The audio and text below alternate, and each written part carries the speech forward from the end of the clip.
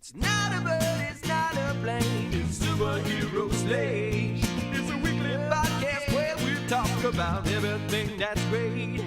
Like movies, TV, superheroes. It's Superhero Slate. Oh, yeah. Hello, everyone, and welcome to Superhero Slate, the show where we run down the latest superhero entertainment news. We love TV, movies, superheroes, so let's talk it all out. My name is Chris. My name is Mike. And this week, we've got your Captain America Brave New World review. That's true. We are one of thousands of people reviewing this movie this weekend, so I feel like we're going to get lost in there, but that's fine. We're going to recap the trailers from last week's Super Bowl, as we like to do. Trailers, commercials. I also put some commercials down as well that I remembered, and I tried to do this off memory, Mike. I didn't look them up, so I'm gonna hope to see if you remember any as well. Twisted Metal Season 2 looks authentic to the games, and I'm thoroughly surprised they actually did something like that, Mike, and that's why I brought it up, and more.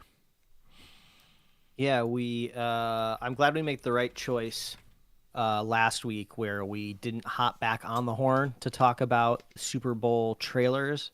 Because there's a few, but definitely not enough to prop up an entire second episode of the podcast in a week. If Jurassic Park and Fantastic Four had waited, I would probably disagree with you. But since the two big ones were Wednesday and Thursday of the week before, absolutely just kind of took the wind out of the sails, if you will, for the rest of them. Yeah.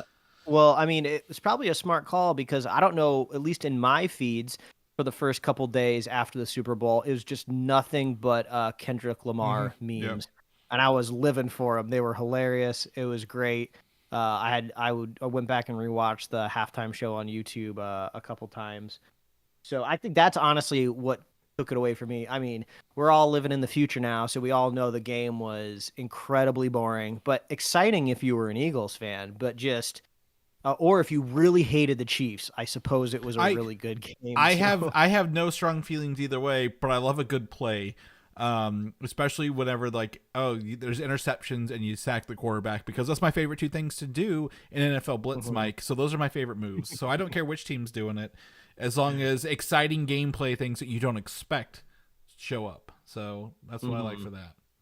Yeah. So that whole media event is over. You know, we can kind of get back to regularly scheduled silliness on this show. And the very first silliness, we finally have both tried the trifecta of new Q1 2025 sodas, which is the Dr. Pepper Blackberry, the Orange Cream Coca-Cola, and the Pepsi Wild Cherry and Cream.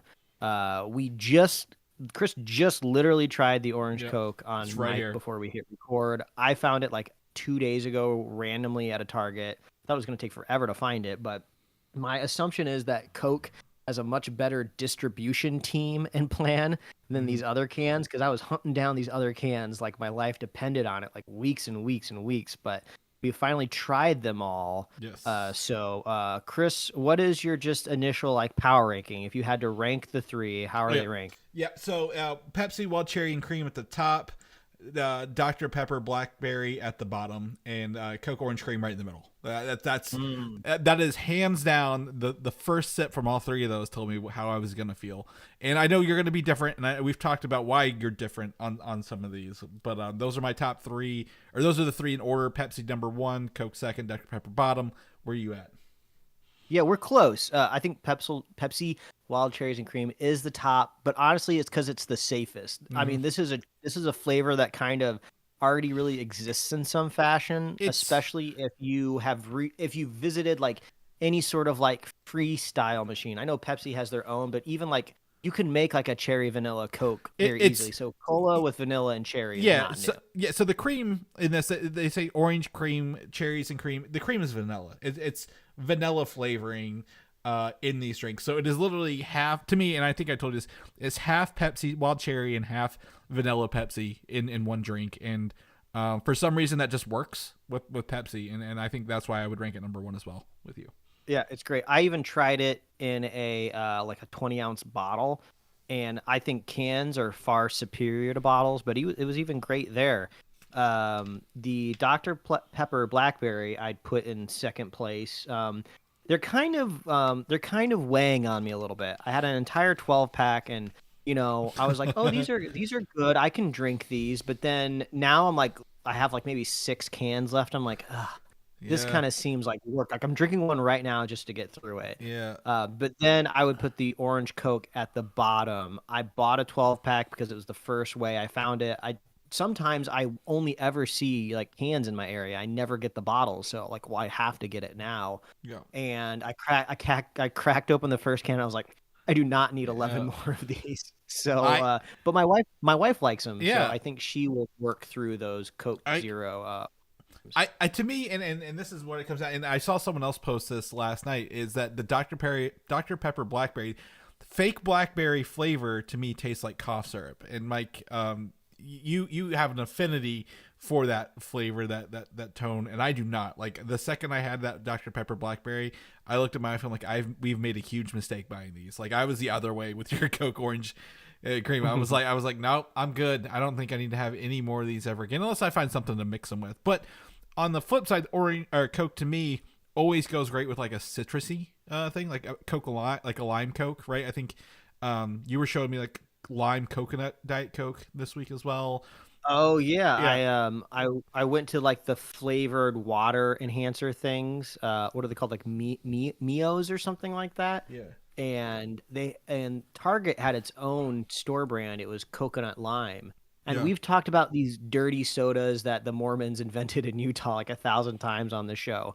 But their kind of default like flavor that they invented, the first one was like a coconut lime, and then I think they also put like creamer in it too. So I was like, hey, we're like halfway to a dirty soda. So Yeah. But the only thing is like these things add like sweetness, so you have to be like really gentle with it when you add it to a diet. Yeah, and I think just citrusy things, orange, lime, probably I think lemon Coke was pretty good too. They just seem to cut through the Coke sweetness to me, and I like that. So for me, Coke Orange Cream has the heads up, but obviously these are all personal preference, right? Everyone can have their own flavor. So if anyone else has had these, let us know. I think this is where we maybe we already shouted out, but the I'm gonna add on here the Monster Blue Hawaiian. Was it the Ultra Blue Hawaiian can we talked about last week as well? I had another one yesterday. That was great. I love that. Yeah, great. Be better in warm weather. After the second one, I'm like, yep. I wish it wasn't raining and snowing here in Louisville, but absolutely, these are great. We're in the season of flavor, Mike. But it's all the new flavors are dropping, so I'm excited for this as we go through it. If you're ready, let's jump into the Super Bowl. Which none of these drinks had Super Bowl commercials, if I remember correctly. I don't remember a Dr. Pepper Blackberry one. Coke, I'm pretty sure had one. I don't know about Pepsi. But anyway, the Super Bowl last week, commercials and trailers. We're going to go to commercials because we don't have a lot about talk about the commercials. We'll talk about trailers. So the commercials that stood out to me, Mike, and I texted you this right away. The Instacart Cinematic Universe. Absolutely love this because you get all of the weird mascots. What was it? Was Puppy Monkey Baby was in this one. Jolly Green Giant, all the mascots from all the food things that Instacart can deliver to you right there on this trailer. It was fun to see them all kind of come together for this. I would watch this before I'd watch Space Jam 2 again with all the Warner Brother properties sitting around the little basketball court for that. This was a weird commercial for me because you see all these kind of like brand mascots, and I was like, is this a weird like Procter and Gamble or Johnson and Johnson commercial? And then usually when a big corporation like that makes a commercial, it's because I don't know, they killed a bunch of people in a factory, so now they have to like generate good PR by rolling out all the mascots. But weirdly, I was relieved when I saw it was an Instacart commercial. I was like, oh, okay, so there's at least it's not from the corporate overlords. Yeah, there was like Chester Cheetah was one of them. I know that the Kool-Aid Man busted out of a window. Energizer Bunny, I think, as well. So to me, that one was fun because it kept me guessing. Like you said, I was like, who is this for? Nobody owns all these things, do they? They probably do. And then lastly, the other one I have in here, I just have two, is that Seal's Baja Blast Seal commercial, A Kiss from a Lime, which they've turned into a vinyl single record as well, Mike, that you can buy for your record player. This was just funny. Number one, I have an affinity for Kiss from a Rose because of the Batman Forever movie, because that's the song they play in that movie. And Seal, the ability for him to not take himself seriously as a Seal. It was just even It's great. great, but since you brought the commercial up, now I have to bring out my Apple box. I have to stand and deliver and just throw my fist up at a cloud and wiggle it, because this was not a Super Bowl commercial. I know that they will tell you it was. I know they will say internally when they were like project managing it, this is our big game commercial. Then why did I see this commercial 4 days before the Super Bowl? Oh, you saw as it a early?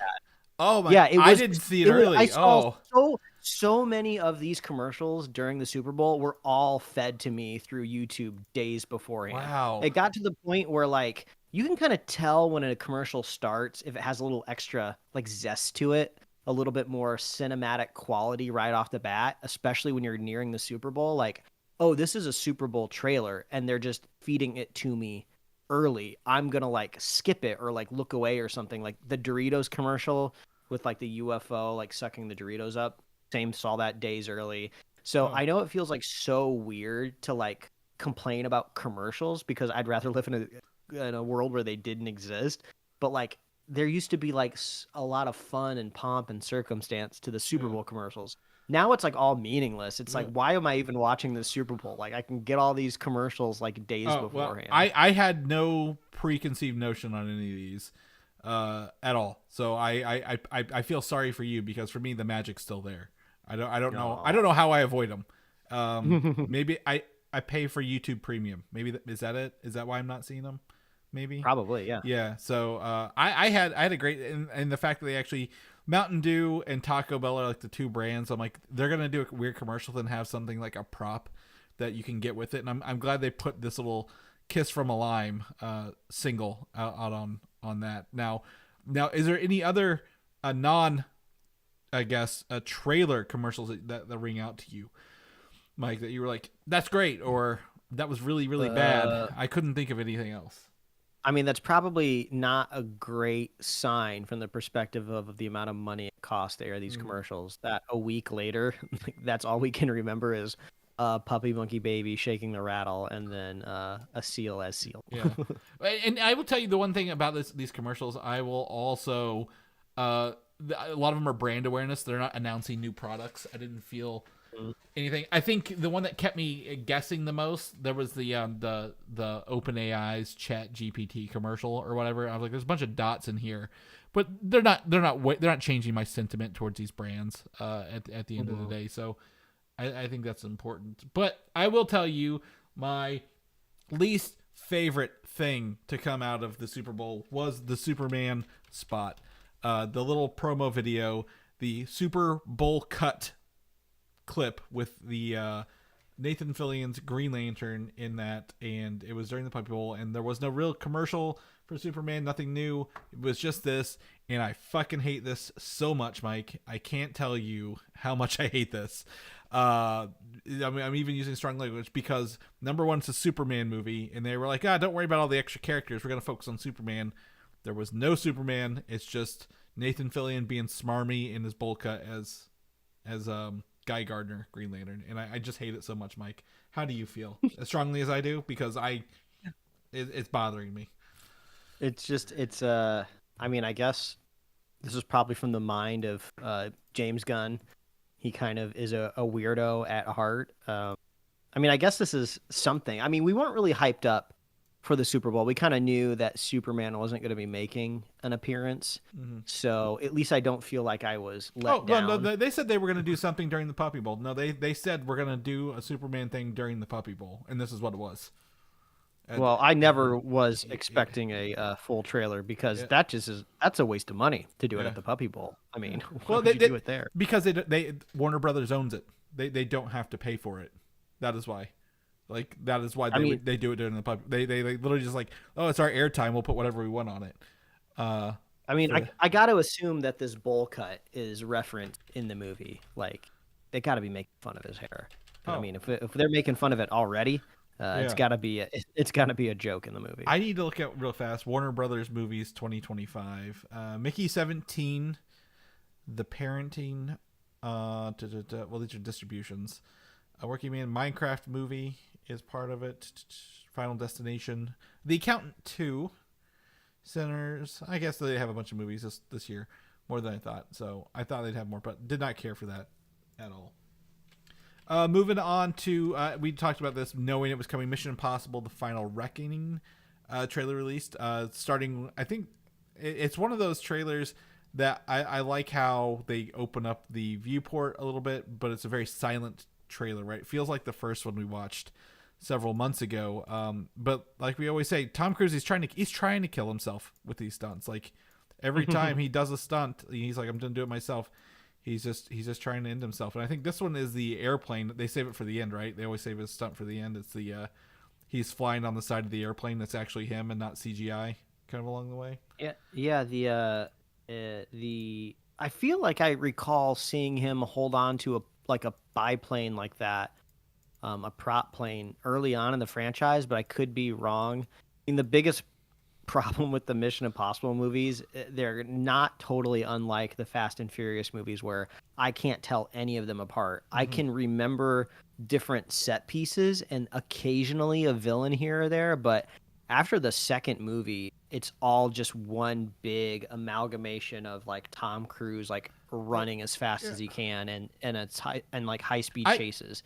I would liken it maybe more to the Bourne movies, because I know the Bourne movies and I could pick out a couple scenes, but I couldn't tell you which one it was a part of, more than Fast and Furious, because at least Mission Impossible movies feel like they're trying to make a movie, and Fast and Furious movies feel like they're trying to make a parody. Or something awful. So I would liken it maybe more to the Bourne movies. But yeah, I know we know this is a sequel to the first one, which was Dead Reckoning, originally titled Dead Reckoning Part 1. This is supposed to be Part 2, but they've kind of gotten away from those Part 1 and Part 2 names recently. But I think this might be maybe the last Mission Impossible movie, Mike, before they reboot it with somebody new. And reboot it or I don't know, spin it off. Like maybe they'll actually kill Ethan Hunt, or maybe they'll do like the final Batman Nolan, where we can't be entirely sure, if he's dead or not. That kind of maybe feels a little bit more thematic for the character, Yeah, absolutely. And I would say much like the original the Jason Bourne franchise, they had Jeremy Renner in like the fourth or fifth one, and he was supposed to kind of take over the role of Mission Impossible, and I'm like, oh, he had so many roles lined up that never really came to fruition along the way. So yeah, they could definitely hand it off, but I think they're going to bring back a lot of people from even Mission Impossible 1. They brought someone back. They brought a couple people back in the last movie, so I think they're trying to maybe, like you said, kind of wrap up this story, and then maybe if they move forward, it'll be new. But yeah, I think Mission Impossible movies, they're coming out faster than James Bond movies, Mike, and I enjoy watching them. So hopefully we get this coming out end of May this year along the way. Moving up, How to Train Your Dragon, the live action remake of the animated movie. I believe is this DreamWorks? Is that DreamWorks movie? Yep. I think How to Train Your Dragon's good. I don't revisit it. I don't know if I've ever revisited it. They're doing a shot-for-shot live-action remake of the original movie, almost exactly, and I feel that's cool. But we've talked about this on the show. Like, if they don't take a swing, they don't make a change. Why live action it along the way? Yeah, I kind of hate it. I hated this trailer in a way. Because it essentially just looks like somebody did like another render pass on the movie and made it look more realistic and took out all of the charm and character. And it also, like, I suppose I should wait to fully judge the visual design and the set decoration and the costume until I get maybe a longer trailer or I sit with the movie. But what I've seen in the trailer looks like bad cosplay or just good cosplay, because cosplay just tries to replicate what is already on the screen. Mm-hmm. When you make something live action, I feel like the costuming should be elevated, right? We should be seeing more textures and like natural fibers, something to make it feel unlike a cartoon. Or even the hair, like they gave this dude like cartoon hair. Like, yeah, it looks exactly like Hiccup from the animated movie, but like that's a cartoon character. Like this is like a real human who's a Viking, and I know his his archetype is supposed to be like, you know, against type of a Viking, and that's what makes him special. But like he doesn't even look like he lives in the same world with how he looks. do you think his nose is that big in real life, or is that a prosthetic? Because that I actor don't has know. a huge nose. That's a good for the hair that's stuff. a good question. Because And also like yeah, I think the biggest problem I have is what's the main dragon's name? I just it's the tip of my tongue. Toothless, yeah. It looks almost down to like the pixel of what it looks. It's a modern render, it's a modern render of the How to Train Your Dragon movie. Yeah, it just looks like a next gen Toothless. I would have hoped that maybe they would have done a little bit more visual development. Like, I'm not saying drastically change the design, but give me a reason to go to the theater to see a live action. Like, there's no reason here. Yeah, well, I also, I mean, you might be the audience one day. I don't have kids who watch How to Train Your Dragon 1, 2, and 3, but I think the shot for shot remakes are they feel lazy. I think everything you're saying kind of agrees with that, right? Like, they're not really doing anything different. They're not trying to elevate that. I don't mind how the dragons look. The dragons look cool. That's awesome. But everything else just feels just low effort, if you will, kind of along the way. And I wish maybe like, hey, we're going to redo How to Train Your Dragons live action. Maybe there's a twist that's coming and they're just showing us the stuff that looks the same. But I have a huge suspicion that this is going to be identical to the other one. And they even got oh my gosh, what's his name? Mr. 300 himself to do the live action version of his Viking that he voiced in the original movie. Yeah, I can think of everything else but his name. Yeah. In South Park, he was fighting around the world. No, that's Russell Crowe. It's not Russell Crowe. It wasn't. I thought it was Russell Crowe. No. It's the guy who was 300, the main guy in 300. No, we'll just have to leave it up to the internet. Yeah, someone's yelling at us. I'm gonna get text messages tomorrow about who this is. But you know, it just feels low effort. Gerard Butler. There it is. It just came to me. Yeah, so it feels low effort, and I'm like, I'm not excited. Like, I don't want to watch it. It doesn't feel exciting. It doesn't feel different. It just feels like this. I know parents are gonna, kids are like, oh my god, I gotta see How to Train Your Dragon. We've seen the trailers, we have the toys, we've been living it for years. They're gonna go see it, and it'll probably do well. But as someone who, they have the animated version, they can still watch it, and they don't need a live action version next to it on when they're like trying to pick which one to watch, right? So, hopefully they do differences. And despite what you say, like, oh, Disney does live action remakes all the time. Yeah, but they change up a lot of that stuff, right? Like, I feel like Snow White and the Seven Dwarfs feels different. Dumbo was different. Alice in Wonderland was different. So I think there's opportunities to, judge it up a little bit, if you will. All right, so the trailer I was most excited for, Mike, and the one I think that has like the most interesting things to talk about was the Thunderbolts, and they had only had like a little spot during the trailer, or during the Super Bowl, and they're like, all right, the full trailer is online, which they do. So we got the full trailer released online for the upcoming Marvel movie Thunderbolts. Now that Captain America is behind us, we can look forward to this. And it's, I don't know how to describe this, Mike.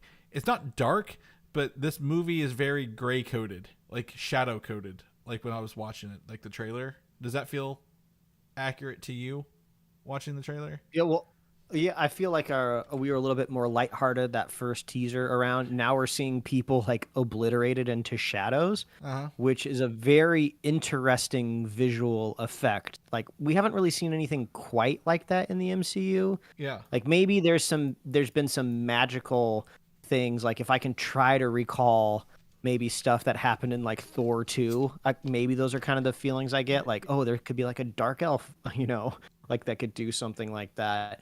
But we get a hint at the villain doing some stuff. We get a hint at the Sentry, just a hair, like his thing. But like, it was more the team kind of coming together, being, hey, does anybody fly or do energy blast? No, we only just punch and shoot. Well, shit, we got to figure this out.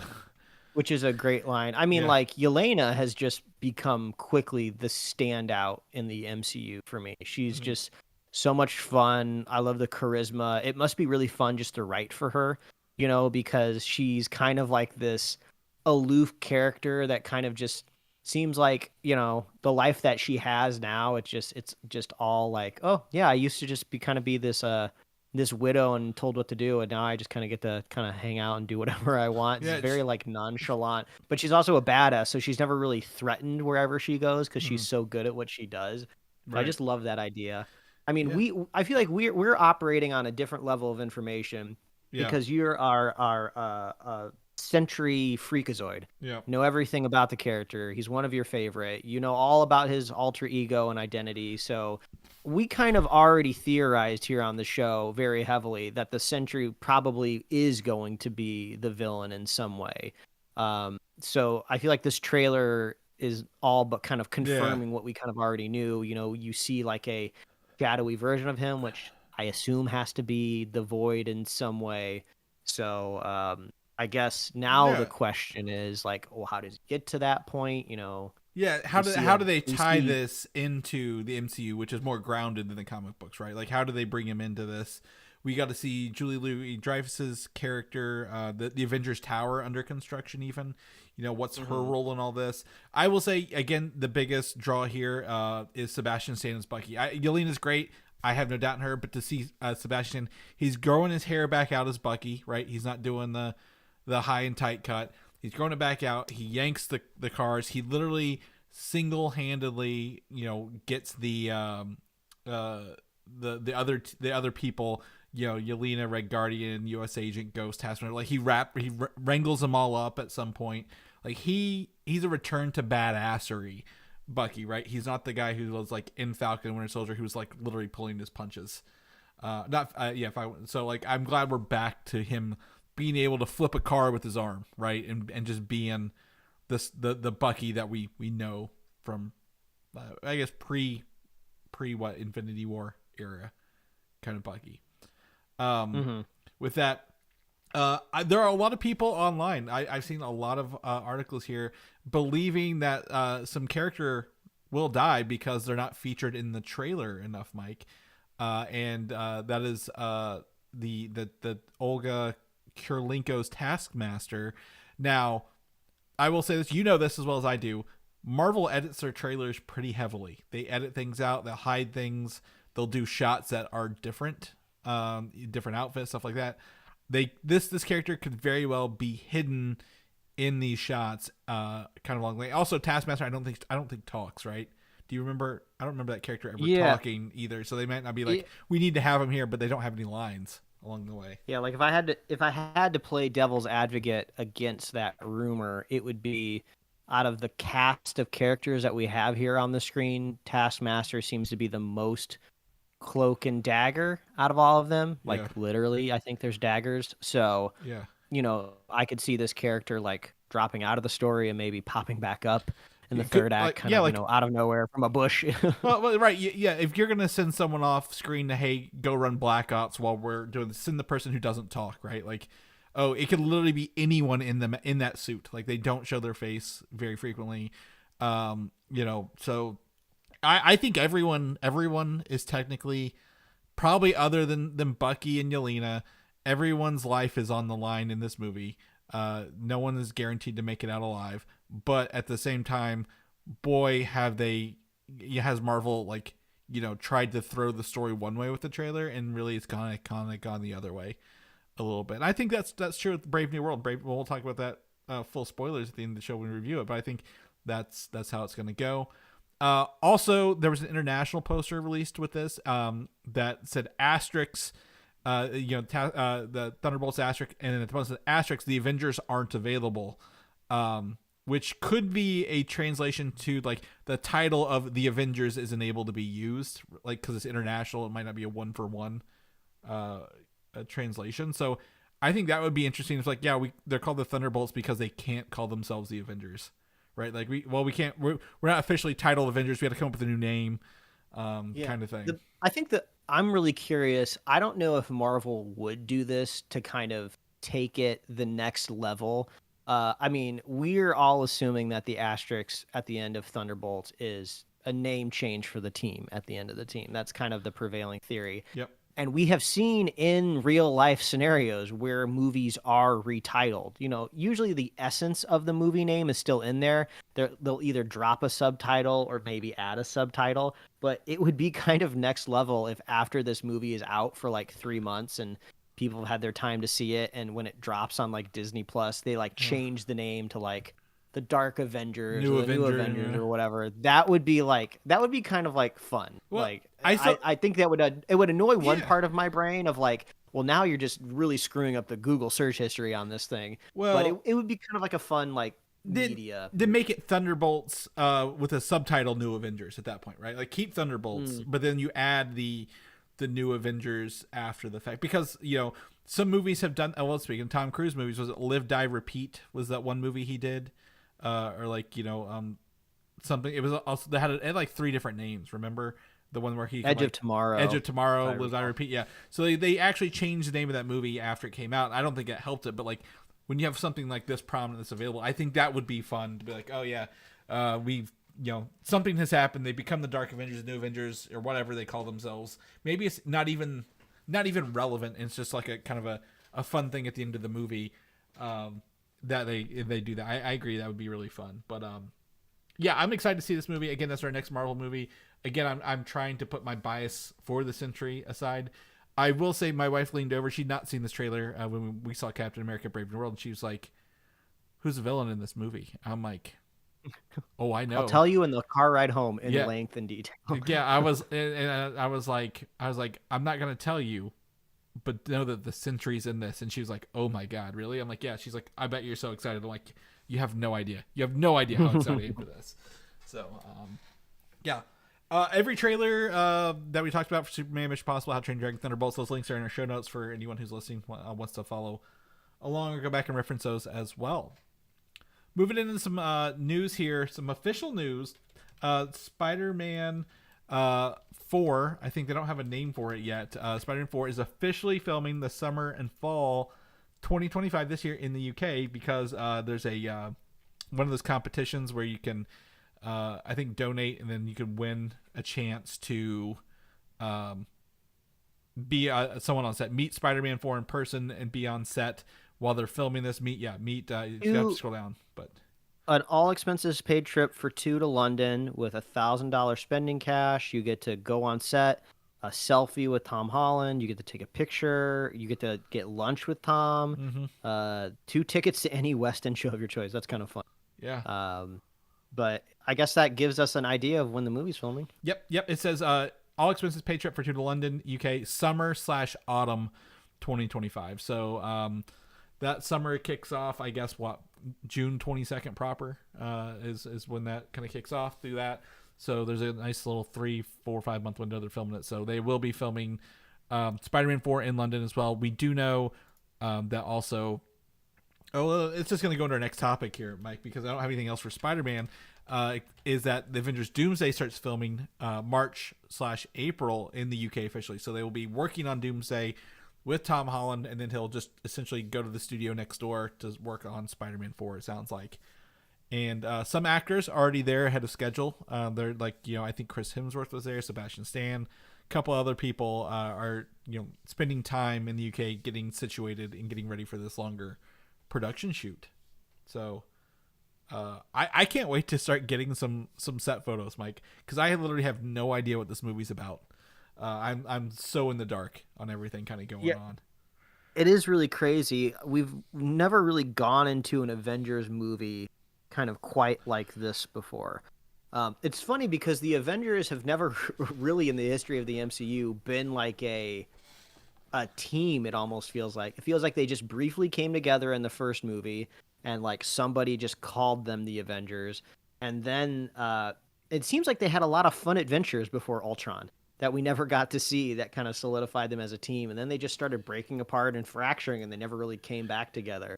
So we never really got to see their kind of like seasoned team, like just, clocking in and out at the office, like doing like Avengers stuff.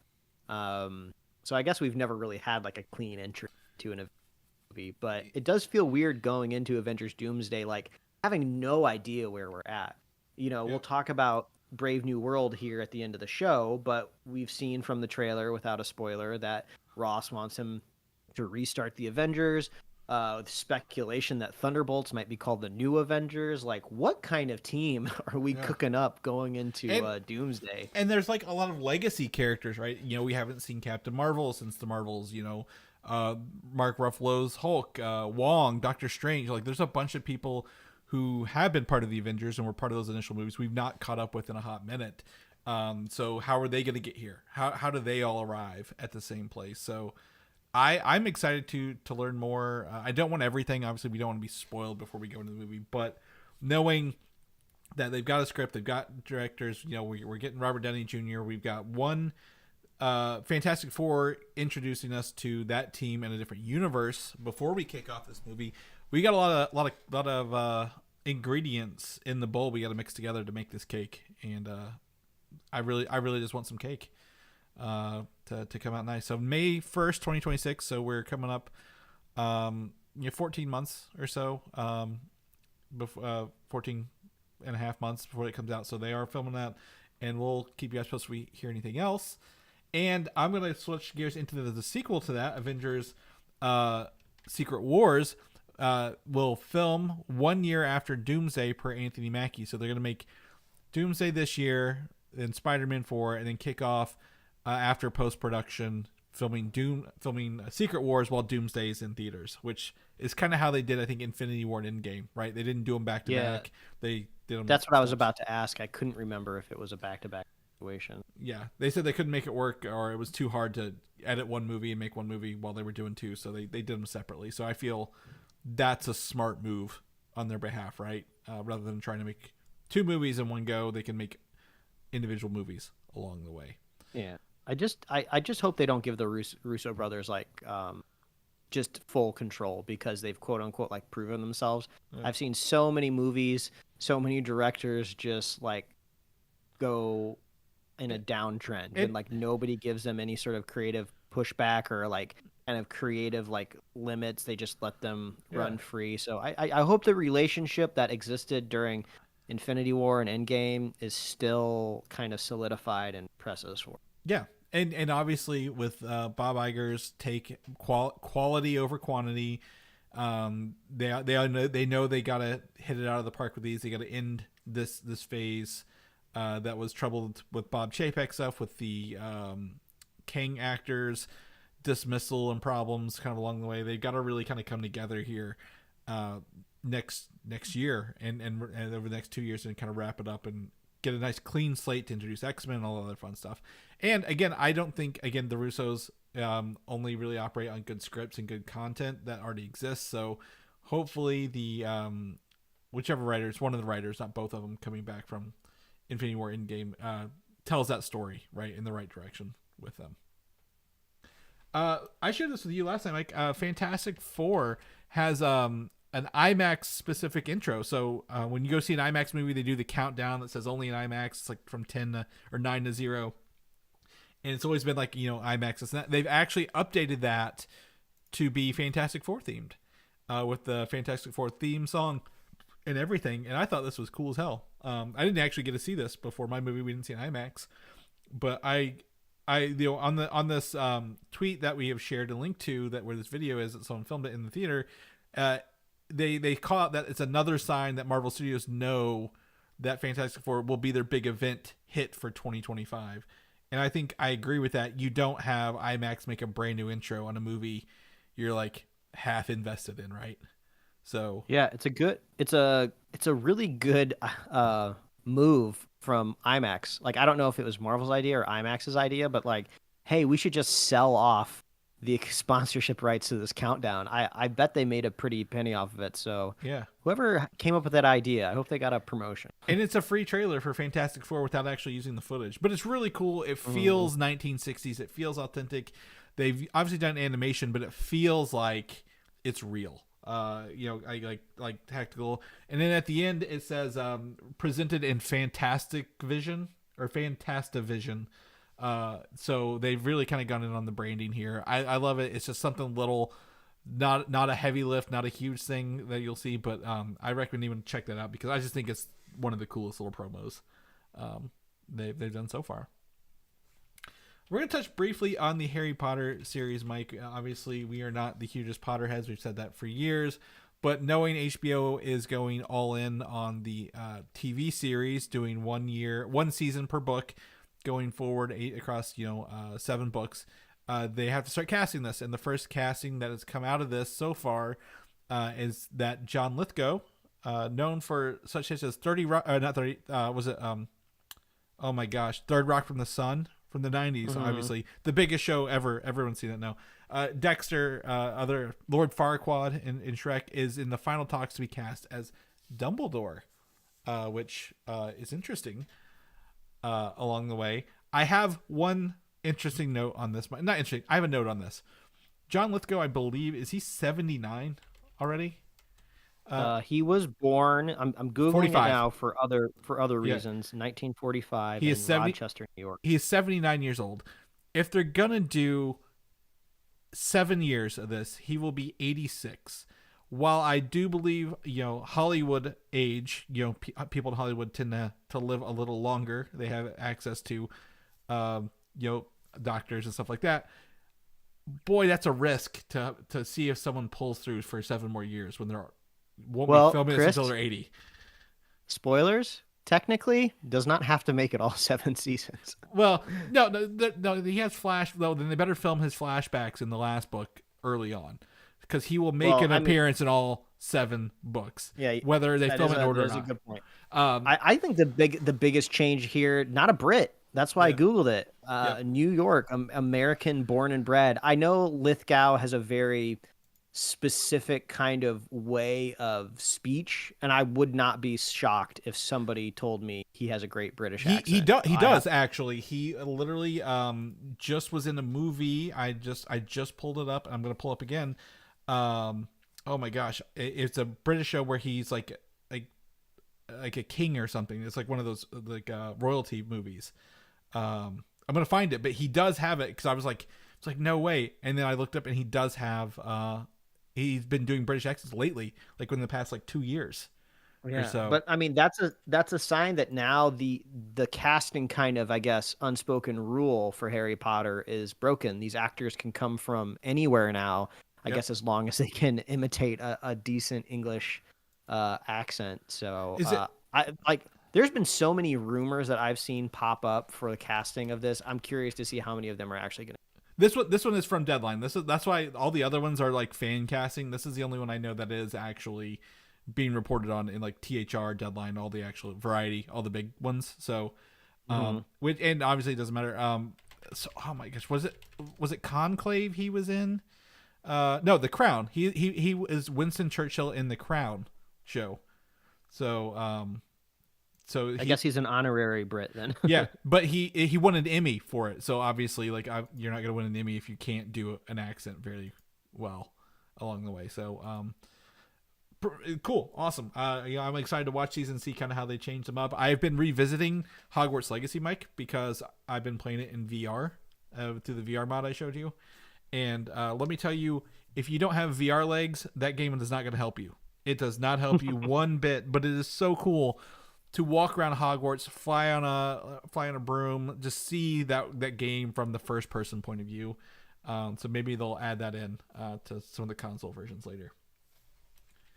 Mortal Kombat 2 is coming out later this year, and boy, I really hope they do a Mortal Kombat in this. But the first poster for this is actually not a Mortal Kombat movie. It's for a Johnny Cage movie in the movie called Uncaged Fury, which is from the studio that brought you Rebel Without a Cage. So Carl Urban is playing Johnny Cage in this. He will be portraying the character from the video games.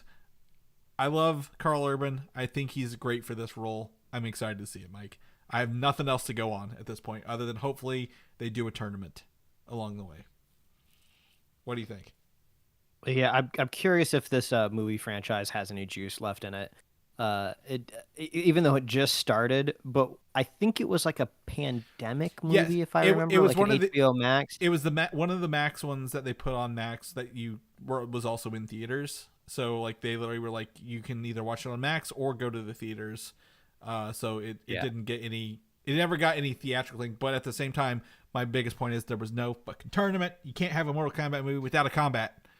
But continue. Sorry. Yeah, I literally never hear anybody anywhere talk about this movie, so I'm curious to see how it's going to go. I think, I mean, obviously it did well enough to get a sequel without having theatrical returns. Maybe some producer is like a really big Mortal Kombat fan and they've got like a real pull for it maybe, but I'm trying to think, has Carl Urban been in a bad movie or product lately? Like I can't think of anything he's been in. I'm like, oh, that was just okay. Like he tends to be in stuff that he kind of elevates it a little bit, right? Like along the way. So I was like, oh, he would, obviously he was in the Star Trek stuff. He was in Lord of the Rings. He's been in The Boys. He's been in Thor, not Love and Thunder, the one before that, Ragnarok. So, hopefully he's able to kind of elevate it. He's not picking bad stuff along the way. So, but yeah, check that poster out. Obviously, it's not actually Mortal Kombat 2, but I got to change this. They said coming soon with a K because obviously it's Mortal Kombat. So coming soon release date from Ed Boon. Surprise announcement, Mike. We never talked about this, I feel, but Secret Level Season 2 is confirmed by Amazon and Blur Studios. Didn't care for the first season. I think they were just little fluff pieces that didn't do much. Like, well, maybe we did talk about it, right? Because you said like Pac-Man was like, yeah, it's good, but like not Pac-Man, Mega Man. Like it was like, oh, this is fun, but it never really got to where it was good. Like it's just like a little tease for something better. Honestly, like I have a strong feeling that like the Mega Man short is already done, and I feel like they chopped it into like 3 parts, and then just hoping that they get 3 seasons out of it. Because it really does feel like, oh, they just paused it. We're like on a commercial break for the rest of it. And Pac-Man was weird enough to be, it was like, hey, we have a weird idea, or like someone's coming down off like some mushrooms or something. Like, well, what if Pac-Man was controlling a person who was hungry? And I'm like, I really didn't care for it. It was kind of weird, and I feel like nobody really knows the properties they're working with them there. But, I could probably finish them all up here, in like an hour someday. Probably go through. There was talks that there was like, Blur Studios is trying to get other properties, like trying to get Halo and the Doom guy in a short. So maybe the popularity, the people talking about the first season could get other properties involved. Like not the weird, what was it? PlayStation where like is a mailman delivering mail and I had all the other Sony characters. I'm like, what if we got a real God of War short, Mike, with like Kratos rather than he's just helping a mail guy deliver mail. So would love to see that. But season 2 is confirmed by Amazon Blur Studios. Obviously, Blur Studios known for working on Deadpool and was it Love, Death, and Robots? Love, Sex, and Robots? Whatever it is. I believe it's Death. Death. Okay, whatever. So, yeah. Moving along. Twisted Metal Season 2 dropped a trailer. This trailer was shown before Captain America Brave New World for me, Mike. I actually saw this in theaters as well. I need to link it in here. I sent it to you, right? The actual trailer. And what I will say, well, I don't care for like the first one kind of just being like, oh, it's a cross-country trip with Anthony Mackie and he's driving his cars and there's a clown chasing him. Like, that's not Twisted Metal. We talked about that to death when it first came out. This second season is actually the Twisted Metal games. They have Calypso, the guy who grants you a wish if you win Twisted Metal. We get to see Spectre, the guy who sucks spirits out of bodies. The return of, I can't think of his name. He puts the arms in the wheel, like the Twisted Metal Axel. Like, these are the characters from the games, Mike, and they have to survive a tournament. This is exactly what I want, and I'm glad that season 2 isn't continuing the story of a cross-country trip with Anthony Mackie, but it's actually doing the Twisted Metal games. Like, I will give him credit for that. I appreciate the hustle and the flex of announcing this in front of Anthony Mackie's big Marvel movie. NBC, Peacock, Universal. They're timing things appropriately. They understand that this is their time to strike. But I guess it was successful enough for them to make a second season. I had a lot of people were like, "Yeah, I liked it." But that was it. They were like, "You should watch it." I liked it, but there was nothing else. But I'm like, I would just like Mortal Kombat. I will beat it to death. If it's not following the actual game story, then it's not very interesting. There's one scene in this where the clown dude, his hair catches on fire, like in the game as well. I was like, okay, so it looks like they're leaning into some goofier stuff to kind of to play with those characters. So I'm on board. Thankfully, you know, I'll give them the benefit of, I'll watch the first season to watch the second season, because they actually did something what looks to be right. I'm not going to say it's good. I'm not going to say it's identical to what it should be, but it looks like they actually listened when they made a second season, Mike. So I will give them a little bit of a boost for that, kind of along the way. Let's see here. Last bit of news, Mike. It's our Captain America Brave New World review. We've got to see it. I saw it Thursday in theaters. You saw it Saturday, I believe. You watched it yesterday. Mm-hmm. So the Captain America Brave New World, it is now out in theaters. I linked something here. What did I link to? I linked the Twisted Metal trailer in the wrong place. That's what I did. So that's why I was like, I'm pretty sure I put it in there. So the movie is released in theaters. It is the fourth biggest President's Day opening, behind Black Panther, Deadpool, and Quantumania so far. And it is the 35th consecutive Marvel movie to open at number 1 on this weekend. Do you know how many Marvel movies there are, Mike? A lot. 35. 35 if you wanted to do the count there. So this is our 35th Marvel movie, 35th number 1. It's looking to be around 90 million US. It's exceeding in other countries. So worldwide it's like 200 and something, I think, maybe 200 plus million. So it looks like this movie is landing as a success to audiences this opening weekend, and we're here to talk about it. So we can do spoiler free first. What do you think about that? You think we start with spoiler free to kick it off? And then I would love to just move into a conversation about the film. I feel like there's so much to talk about, and it feels like it's been 2 years since I've seen the movie, and all I want to do is talk about it with you. Yeah. Well, and this has been one of those, the most behind the scenes tracked movie I think that we've ever had out of Marvel, right? So like we have more conversation about the movie, the different versions, the reshoots, everything kind of more than the actual movie itself probably with that. But Mike, I'll let you kick it off. You since you had the freshest viewpoint on this, go ahead and let me know what you think. Yeah, it's really hard to take in this movie without talking about, the production of the film overall. But I think that's just going to be our point of view for the film. We love talking about, insider baseball and Hollywood stuff when it comes to films. So, if you want like an biased, super honed in review of the film, I would say look elsewhere. But I just love everything about Hollywood, top to bottom. So it definitely informs me when I go in to watch these movies. This film was the first Marvel film out of all of these 35 where it was not just standard run-of-the-mill reshoots. Like, we know almost for a fact that they had to go in and fix things. It went so bad the first time around, which we've never heard before when it comes to these movies. Like, we know Kevin Feige is a bit of as a little a tinkerer there in the editing room. I've heard stories before where he's saved movies or found them in the edit, but that was all before these big reshoots of the film. So when I went into the movie, obviously I'm looking for seams, I'm looking for cuts, I'm looking for added in characters, removed characters. So I feel like I didn't get to watch the movie in this pristine environment that maybe some casual viewers got to. We always talk about, the mom test, the parent test with these movies of how do people experience a Marvel movie when they're not in it like we are. So all that being said, I feel like this movie is just kind of right down the middle for me. There's not enough in here to make me hate it and rage against the machine. But there's not enough in here to make me go oh wow, yeah, Marvel has definitely turned the ship around. I know the popular thing to do online is scream, Marvel's dead, Marvel's back, Marvel's dead, Marvel's back. I'm not one of those people, but I don't think there's enough in this movie to make that type of person make a declaration, right? So this really is going to be a movie where you find your opinion of it in the spoiler conversation, because I just want to talk about different parts of it. So I guess at the end of the day, would I recommend it?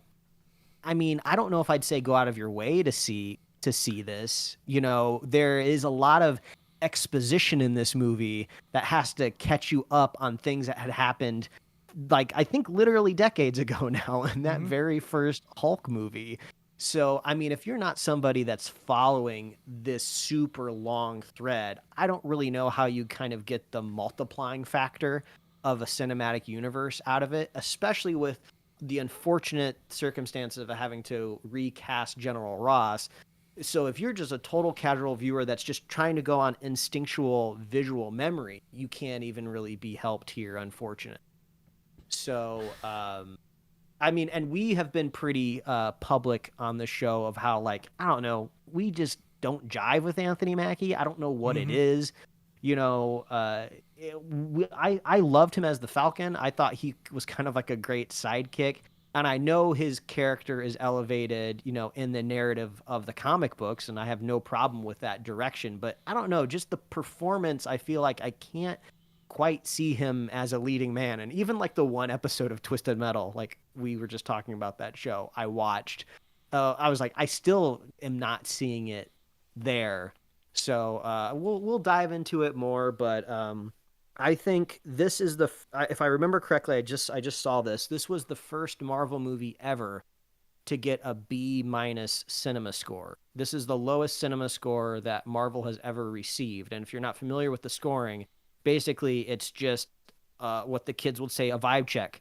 They poll people as they come out of their screening and they ask them to grade the movie. What did you think?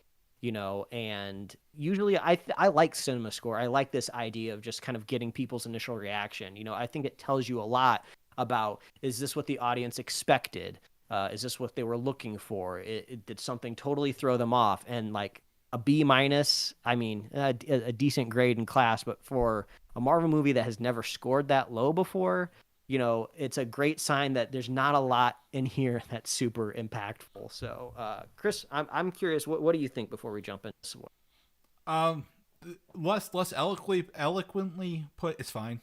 Like I you know, like I have nothing. Like I'm like, oh, this was awful. I have nothing to really like knock it down a bit. I will have nothing to really say, hey, this was elevated it to a new level a bit. I will probably say, I don't. The problem with Cinema Score, the problem with Rotten Tomatoes is they're never really updated later, right? They're always done at the first. This movie is way better than Thor: Love and Thunder, and Thor: Love and Thunder had a higher Cinema Score out of the theater, right? Like that movie, where the hammers are jealous with each other. Mike, does that hold up? Like that doesn't hold up to this, right? Where with you know, fighting around the world guy himself, Russell Crowe was, you know, a fat, you know, pompous, the Greek Zeus god. Like that movie, not that good. This movie, this is a competent movie. I've said a couple things and you alluded to them. For those who may not realize this is not a spoiler. This is essentially the Incredible Hulk 2. Like, do not let the Captain America title fool you. It may be led by Anthony Mackie as Captain America, but this is not really a sequel to any Captain America movie, Mike. Like, right? Like, it doesn't feel like we're getting some remnants of the Falcon and Winter Soldier, but like not a lot. We're not getting anything out of any other Captain America movie. Maybe Civil War, simply because Mr. Ross is in here again. But like it is Incredible Hulk 2 as a movie, and I would say, and I told you this is great value Winter Soldier at the end of the day. Literally, you have Winter Soldier was Captain America and Natasha, Black Widow, and Bucky, right? Your main like three versus, you know, the Hydra thing. And this one you have Anthony Mackie's Captain America, his little buddy Torres, who is now the Falcon, and then another female lead who is also a Black Widow. That but we've never really spent time with these people in these roles. They're just kind of thrust into them in front of us during the movie. So it is essentially a very similar plot to the Winter Soldier, but hey, we've already done that, and these are characters that didn't really have any build up into that. So it's a very interesting take being the first outing for Anthony Mackie's Captain America. I probably would have given him a more personal villain rather than General Ross. Like, yes, they have a little bit of a history, but he was after Steve Rogers more than he was after, hey, get the Falcon, right? So why do we not have a more personal villain in this? I'm not sure along the way. I will disagree with you. I don't like Anthony Mackie in anything else, but I think he does a really good Sam Wilson. The vulnerable moments and when he's serious in this movie, I'm like, I get it. I see this. He's done that great. He's carrying over his Sam Wilson performance from 11 years ago in The Winter Soldier, and he's carried that forward through Marvel. I think he does great. Anything else, he's too smug, and I just want to hit him in the face. I don't know what it is. So, but I think he does a great job here. Harrison Ford as President Ross in this. Harrison Ford he's a great actor, right? Like, you know, Star Wars, Indiana Jones, anything he's done. He's been the president in Air Force One and other movies. He is a great actor. He knows what he's there for. He does a great job. I don't have any real issues with any of the casting in this. The story is kind of threaded along here. We've always said, why are they showing the Red Hulk as the, why are they showing that? That should be the big reveal in the film. Well, the reveal is there's actually another villain behind everything, which we'll talk about in spoilers. So that revelation comes in the movie pretty early on. But overall, I think, a cinema score being the lowest, I don't believe that for one goddamn second, Mike. Like that's maybe what came out of here, but like that is not a true representation of some of the awful Chapek era Marvel films we got, right? Like that we sat through Thor: Love and Thunder. We sat through. I don't even think the Marvels is that bad, but like that, this is more memorable than the Marvels at the end of the day, and even maybe Quantumania. I think yes, cinema score maybe B-, but I think this is way more of a competent film along the way. There's no real big swings taken, but that's okay because Marvel's been taking some real big swings lately, and it's okay to rein that back in, right? We don't need the multiverse in every movie. We don't need, really a world-ending event. This wasn't really even a world-ending event, kind of along the way. But I love to talk about in spoilers, kind of like how some of these things are, what the story points that I don't want to talk about just because they are spoilers, but like, there's some really good seeds laid. There's some other stuff it looks like they've probably pulled back on, but overall, it's a fine film. I think this sits right in the middle overall. It's pushed down some other movies, like I talked about Quantumania, the Marvels, Thor: Love and Thunder. Those were pushed down farther, but this sits very solidly in a competent film that knows its the limits of its actors and the characters it's bringing to the table, while not really pushing the needle in the MCU in any direction. Just kind of leaving it where it was when it came in. Does that make sense? Yeah. Well, I think now is a great time, like you were saying, jump into spoilers. Let's talk about it. The number one thing that I've just been wanting to talk about forever is just my theory that they relied heavily on Red Hulk to get butts in seats and drive up box office dollars. Every plotting point about the Red Hulk in this movie is supposed to be like a secret reveal. Yeah. If you're familiar, with the characters, I suppose you could see it coming sooner than others, but you don't get the battle until the third act. So obviously it's supposed to be met for the end of the film. And I think they kind of saw the writing on the wall. If they had to do reshoots, it's because part of the film was not working. It was not jiving with test audiences. So we got to find a way to juice it up. My assumption would be that a lot of people liked the Red Hulk battle. So they're like, okay, we got to do a little bit of damage control here. Even the most amount of money and the most amount of reshoots, we can never make a brand new movie. So we need to take what's working, put it out in front, and get people excited for this movie. Because I was under the assumption watching these trailers that the Red Hulk is going to be a bigger part of the movie, right? Even if you look at the posters, because the Red Hulk exists entirely at the White House, and then he makes a couple big jumps and he ends up in like a Cherry Blossom Peninsula. Those are the two locations the Red Hulk exists in the movie. Yeah. And then all of a sudden on these posters, like you see him in like a downtown area amongst like skyscrapers, like in the streets and stuff. it kind of makes you think that there's going to be more battles or it's going to take place over more locations. That's not really what we get. So I think this was like a marketing strategy of like, we need to boost up the Red Hulk. And even though that's probably the right move to do, I feel like it hurts the narrative, right? It was like never a secret what these pills were doing, right? It's never a secret. Why is General Ross getting mad in the hallway, like holding onto his like chest and like, we all knew what it was going to culminate to. So that was disappointing to me. I don't think we needed him any earlier though. I think the plot along the way to get there, the MacGuffin is adamantium, right? And really that whole point that exists at this point, which I'd hoped adamantium would have been bigger, was to solve not a world war, but like the countries fighting over the island of the Celestial along the way, right? For me, the Red Hulk I'm not as upset about that. I think that's fine. The real secret was the leader, Tim Blake Nelson's character in the background controlling everything. No, again, if you didn't follow the movie and didn't know anything, nobody knew who that guy was coming. My wife was like, "That's a surprise. What do I know him from?" I'm like, "You know him from Oh Brother, Where Art Thou?" And she's like, "Oh yeah," because they really make it. They really gave him like a zombie look. I loved his glow, like reflective green eyes a little bit. Like I thought that was a really cool effect for him. But like he was, I guess, the real quote unquote villain. But like he never got a come up other than being put in a cell. The next cell block over from the Red Hulk at the end. I think his plot points were probably more disappointing, I think, than Harrison Ford's. The reveal, obviously, you get a Red Hulk, get Harrison Ford in there. You're using it for a big thing.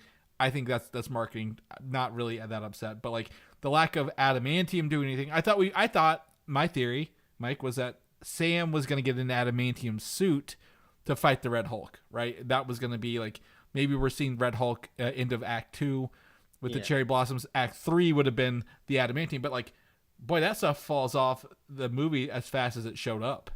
Or like an adamantium like tool or weapon, right? We see this canister like recovered at the beginning of the movie, and then we never really see it again. So I thought maybe they were going to bring in a cameo of maybe like a super smart character in the MCU that was going to like do Sam a favor and like refine it into something like a bullet or a dagger, just something, anything. But like really adamantium is in the movie, like in name only. Yeah. I love the concept of where adamantium is coming from, how it's being introduced.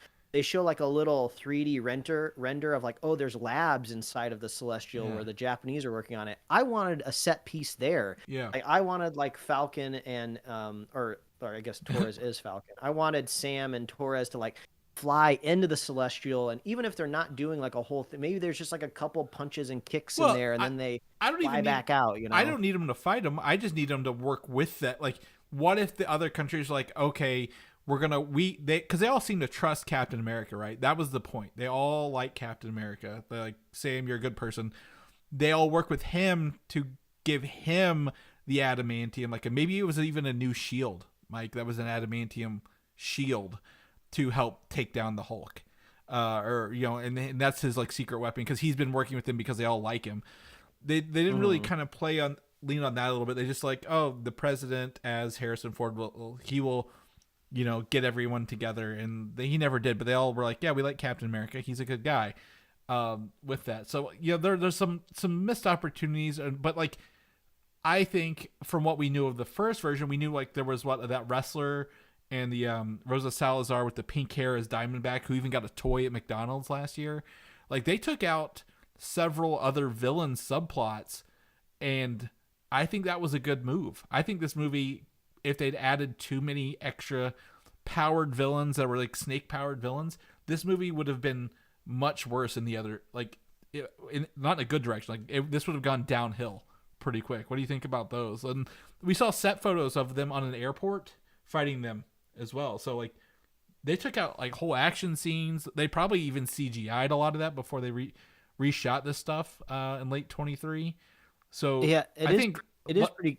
Less is more, is what I'm saying. Sorry. Yeah, I mean, if we had to like make guesses, I mean, obviously there's some things we don't have to guess about. We know Carlos Esposito was added during the reshoot, so presumably anytime we see him, it's got to be a reshoot, right? So Yeah. almost probably the entire opening of the movie, all revolves around him. I didn't see any airports, anywhere at the beginning of the movie, so I got to imagine that's all reshoots. He pops up again on his own in the middle of the movie. That's got to be a reshoot. And also, like, I text you after I got out of the movie, and I was like, "Oh, it's gotta be a reshoot because it's like a junkyard somewhere outside of Atlanta." Like you watch enough, you watch enough movies and TV shows, you start to get a feel of what Georgia looks like outside of Atlanta, and like this is Atlanta through and through. It's exactly what it looks like. So we know that changed. So it does make you wonder, like, we'll never know, but it makes you wonder what was there before. Right. Presumably they made it better. They spent a lot of money to make it better. The budget on this one is pretty high up there. I will say that second part where what his name's Sidewinder, right? Carlos Esposito shows up. I had a goddamn jump scare in the movie theater, Mike, because like Sam's just driving around the corner and then he just like opens fucking fire on him. Like I was like, oh my god, like it scared the hell out of me. But boy, does that feel like the Bucky scene in Winter Soldier where he attacks Samuel L. Jackson. Yeah, like in the car. I'm like, I see the shades of Winter Soldier here that you were trying to go for. But again, great value brand. Like we have Winter Soldier at home. And this is another problem. They did not have to make this movie a political thriller. They start with a blank slate when they start writing these movies, right? They did not have to do that. They didn't even have to at the very beginning of the movie. They do a kind of a unique Marvel Studios logo at the very beginning. It like fills up the entire frame. It kind of feels very like spy thrillery, noir, like type and vibe. They 100% were leaning into this kind of being a Winter Soldier successor, but it just does not live up to it in any way. And I kind of just wish they could have just gone in a totally different direction instead of just trying to do Winter Soldier Part 2. I think Winter Soldier wasn't the original idea. I think this movie is still an Incredible Hulk 2 with trying to also resolve the Eternal Celestial, right? Like the big question everyone says, what is this Celestial doing? Why is it there? What are they doing with it? Well, here's the answer. It's adamantium. Great. Love that. Awesome seed planted to develop later in X-Men, Wolverine, stuff like that. But like the leader and General Ross and Betty Ross, this like 90% of this movie is Incredible Hulk 2. Just dealing with the fallout of Harlem, the Incredible Hulk 2, the Abomination, the Hulk, all that stuff. They even have a flashback scene of him getting angry with a mustache, right? Harrison Ford getting angry with a mustache. And I'm like, oh, this whole movie is Incredible Hulk 2 coded. They probably were trying to do an Incredible Hulk 2. Something happened. Okay, well, why don't we add in Captain America? You know, we can merge. It feels like two ideas merged together. And then at the second iteration, not the first version, but the second version feels like Winter Soldier. Because I think if you would have had the weird snake people, powered people, it would have not have been a political thriller. You would never have gotten that vibe at all. And that came in the second edit, like, hey, maybe we can lean into that a little bit more here, edit some things around, reshoot some stuff, make it more, questionable what's going on with everything. So I think that it feels to me like it came later, but like this really truly is a Hulk 2. Like I can't say that enough, because all the two villains are Hulk villains that have no connection to Anthony Mackie or Captain America other than the super soldier serum. Asterix, Mike, one of my favorite scenes, Bucky shows up, since we're in spoilers, shows up, has a little heart-to-heart with Sam, playing off their Falcon Winter Soldier vibes, their Civil War partnership, had a really good speech, and I believe he's leaving to go do something in Thunderbolts, based on the trailer, the outfit he was wearing in the something we saw in the Thunderbolts trailer. So I like that part. I actually had a good time seeing those guys together have a heart-to-heart. Yeah, I mean, it makes sense to see Bucky show up, but I obviously I love the Winter Soldier, the character, I love Sebastian Stan. Anytime he's there, he's going to make the scene better, in my opinion. And it makes sense because the last time we saw these two, they were in the Winter Soldier together. It would be weird if he wasn't in the movie. Yeah. Right? But if I kind of had to wrap things up, maybe with like things a thing I like and thing that I didn't like, to kind of even it out, to make this movie just kind of middle of the road. I love Isaiah Bradley's character. he's the single most like engaging thing happening in the movie, and really the only thing driving Sam throughout the movie. Like he's motivated to save his friend and to get him out of there. But just at the same time, I wish they could have done more with him. It's almost my exact same issue I had with the Winter Soldier, where they're doing everything like but trying to make a point or have like a narrative or have a point of view, right? Like for a political thriller movie, like what do we walk away with? Like they just kind of basically reset the status quo at the end of the movie. There's I feel like there's not a whole lot that we really did in the movie besides like watch some fun action scenes, like watching the Falcon like ride like a torpedo or a missile or whatever it was in the ocean. Like that was really cool. I liked that. It looked neat and fun. But I still have a lot of issues stemming from Falcon and the Soldier. Like I get this thing that they're trying to do. They did it in Iron Man 3 of a man's more than his superpower and his suit or whatever, but it's just like it's so hard for me to believe this man throwing the shield the way he does. Like it's inhuman, it's unhuman. A normal person could never do that under almost any circumstances, but you can believe Steve Rogers can do it because he has these heightened abilities. So, and I believe Sam could fight somebody strong because he has a Wakandan suit, but there's just some things that he does that is just unbelievable to me that I feel like is kind of breaking the established rules of the MCU. And that's something that I'll probably just never be able to get over until maybe they just beat me over the head with it and just get to the point where like I'm never going to have my way. So I guess I said I was trying to say something nice, and I guess it was cool when he rode the missile, but yeah, it just goes back to that at the top what we said of just I mean, I feel like I was not affected in any big way in any direction for this movie. This movie set some seeds going forward. It brought some players from literally 2008 back into the fold. I thought we saw trailer spots where Betty Ross was at a funeral for what we thought was General Ross. But they didn't kill him off. So maybe an original plan was to kill off Harrison Ford at the end of this movie rather than talk him down into human. We don't know. Again, we will never know the true iterations here, and they'll never be released. But I do think there is a reason they left Harrison Ford alive, and will continually be the Red Hulk. Whether that's World War Hulks, if they actually get to it or not, I'm not sure. But they did set some seeds going forward. Adamantium. Put these people, there, but at the same time, like you said, like the needle wasn't moved either way, was it? Good or bad? It just kind of sat in the middle, and we'll see if Thunderbolts does anything different. But this is, I've always put an asterisk beside this. Is the last Chapek era project, right? Movie, out of that. They tried to film it or fix it without restarting over, which will always be a challenge.